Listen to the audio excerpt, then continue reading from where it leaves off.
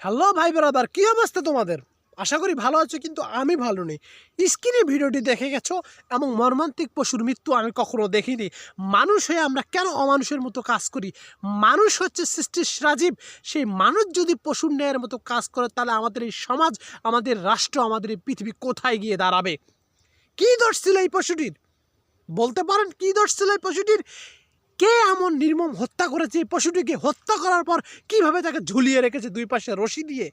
এটা আমাদের জন্য অনেক জঘন্য এবং নিন্দনীয়। আমরা মানুষ হয়ে এই ধরনের অমানুষের মতো কাজ করি। পশুটি তো কথা বলতে পারে না, মানুষের মতো পশুটির বিবেক বুদ্ধি নেই, তাই বলে তোমরা মানুষ হয়ে পশুহীনের মতো কাজ করবা? এটা খুবই দুঃখজনক ভাই, খুবই দুঃখজনক। জানি না কোন মায়ের সন্তান এ ধরনের জঘন্যতম অপরাধ করেছে। তাদেরকে বলতে চাই, আপনার খারাপ মানুষ।